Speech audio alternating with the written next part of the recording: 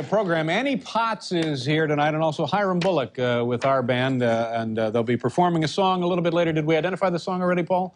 The song, I don't know if I should give it away. Okay, we'll save it, but that'll be in a couple of moments from now. Tomorrow on the program, Robert Klein will be here, Courtney Cox, and Dan Fogelberg. That'll be tomorrow.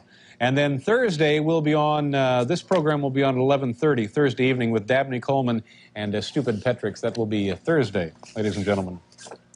We were taking a look at some memos and paperwork that we were clearing out of the office earlier today, and we came across this one correspondence.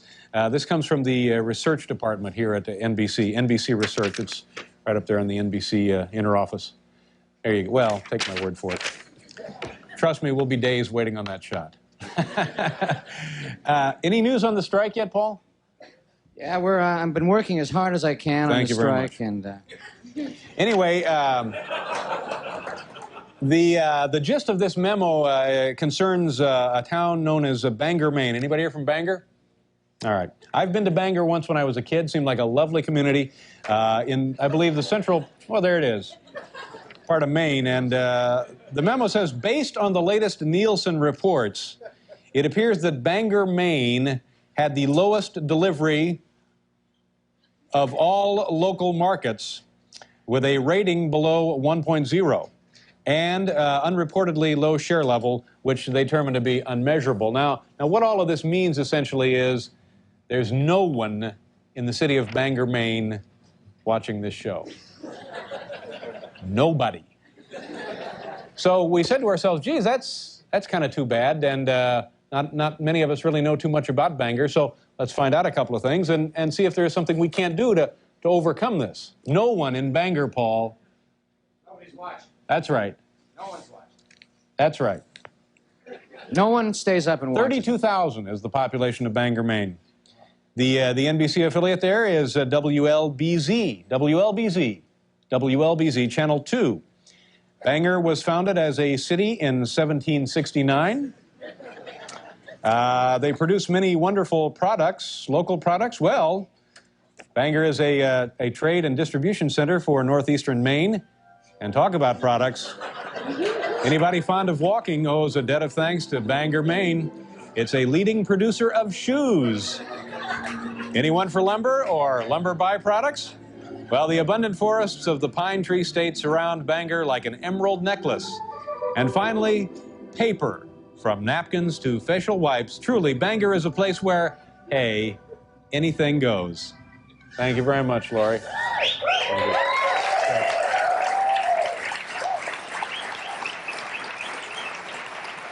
So, we have the problem now that no one in Bangor is watching this show, and we know a little bit more about the fine city of Bangor, Maine. But what can we do to help overcome this obstacle? We've invited a friend out here tonight to help us with this problem. Larry, are you back there? Ladies and gentlemen, our good friend Larry Bud Melman. Larry?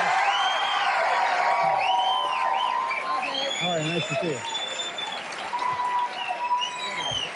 What do you have here? So now, Larry, we have something here that we think will help improve our ratings in Bangor, Maine. What do we have? I'm going to read from the white pages. The white pages of Bangor, Maine. Bangor, Maine. You're just going to select it random? I'm going to select it random. The names of people living in Bangor. And Bangor. All right, go right ahead. Durham R. Huh? Durham R. Wouldn't it be R, Durham? Well, they have it here, Durham R. Is that okay? Oh, all right.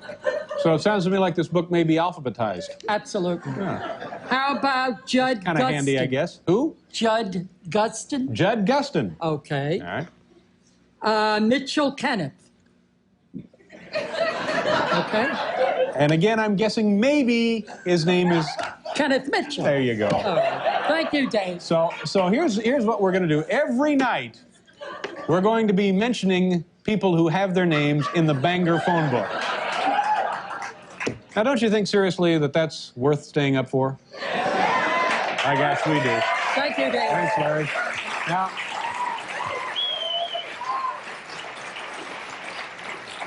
Paul, I understand you have a little contribution you'd like to make. Yes, I have, David, actually. This is a Jeff Martin composition. And it goes something like this. Third boxcar, midnight train. Destination, Bangor, Maine. A place where they make sandpaper, shoes, and lumber. But those lumberjacks and shoers, they're not late-night TV viewers. For at midnight, sad to say, they'd rather slumber. Hey, Bangor, it's a beautiful lady. Yeah, Bangor is a sweet, sweet mystery. Bangor, hey, I don't even know her. But someday that town will belong to me.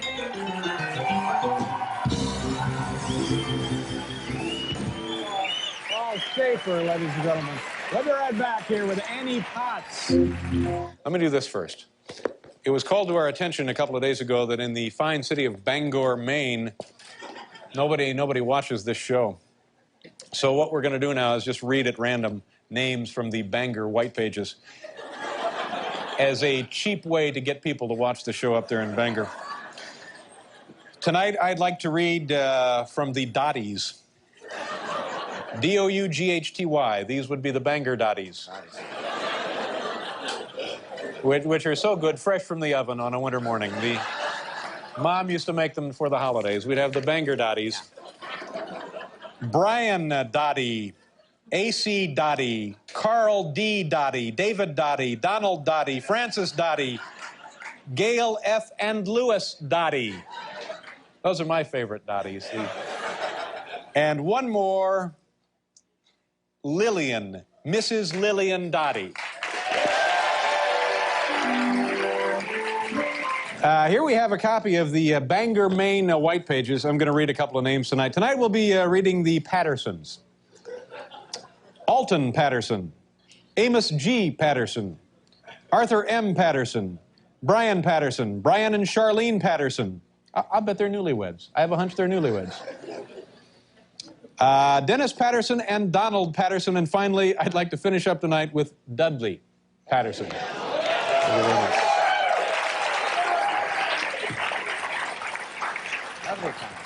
And you're saying to yourself, why is he reading from the Bangor white pages? It's because it's a silly little inducement to get people in Bangor to watch the show. We learned a couple of days ago that no one in Bangor watches the show, and it turns out it's simply because they don't care for me. So we thought that maybe if they heard their names mentioned on network television, that they would watch. That's what we thought. Let me read a couple of names out of the Bangor telephone book. You know, we've been getting a lot of calls from the people who live in Bangor, and apparently the name of the town is actually pronounced Bangor. Bangor, B-A-N-G-O-R. There you get your ban and your gore. Bangor. But since you people aren't watching, I don't care. I'll continue to call it Bangor, all right? As far as I'm concerned, you folks live in Bangor, okay? Pelletier, the Bangor Pelletiers. Oh, what a lovely precision marching band they are. The Pelletiers, Armand and Lorraine Pelletier. Armand N. Pelletier, Brenda Pelletier, Carol Pelletier, Selena Pelletier. That's a lovely name. Selena Pelletier. Nice. Selena Pelletier. Ya-da-da-dee-dee. Do you think it's... And finally, Danielle Pelletier. These are all lovely names. Do you think it's Pelletier, perhaps? Am I mispronouncing it? It could be Pelletier. Well, it's spelled that way. P-E-L-L-E-T-I-E-R. Pelletier? Could be. I don't know. Who knows? We'll never find out. They're not watching. They're not watching. They won't know. Let's get right to the Bangor, Maine phone book. Today, I think I'm going to read from the Smith list. These are people in Bangor, Maine. Actual phone book, actual names. Carl D. Smith. Carl E. Smith. Carl R. Smith. Carl R. and Mary Smith. Carlton and Hilda Smith. And one more, the Reverend Carol Smith.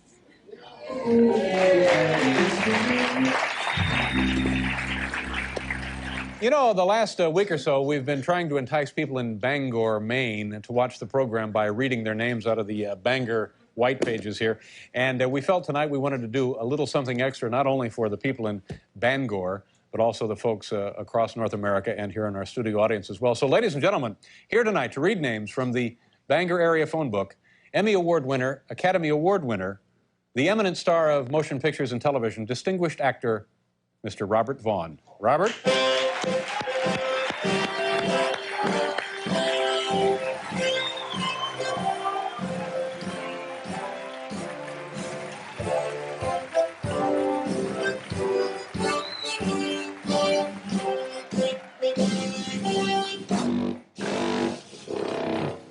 It's very exciting for me, David, because I've only read publicly from the Ridgefield and New Canaan, Connecticut phone books before. Well, this is a big breakthrough. It is a coup, then, on your isn't it? show. Yes, sir. It's very exciting.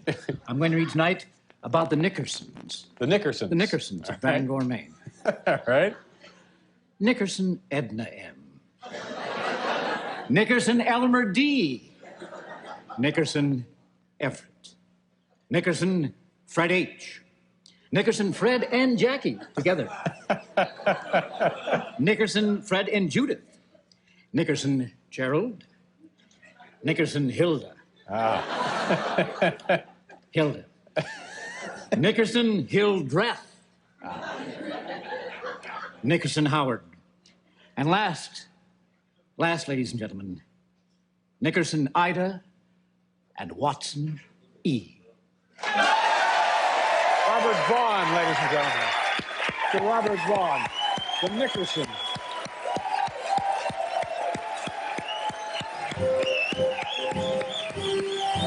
Very nicely done, Robert. Thank you very much. Robert Vaughn, ladies and gentlemen.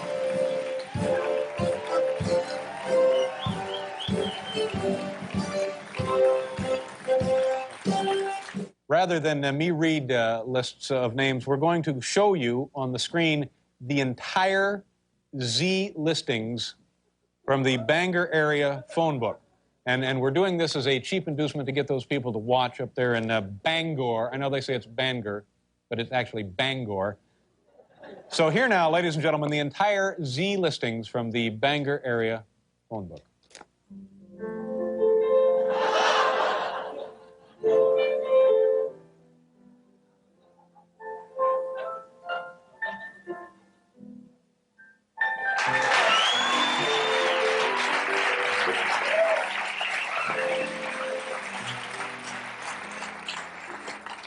It was Stephen King, who was from Maine, I guess, in a town not far from Bangor. Yeah. You see that Linda and Ben Zook are living over on Pinehurst now? Are they over there now? Yeah. They have moved. Apparently they had moved, yeah. You should pick that up. Yeah, well, I just saw it go by. We'll do a commercial, and then we'll be right back here with Dennis Miller.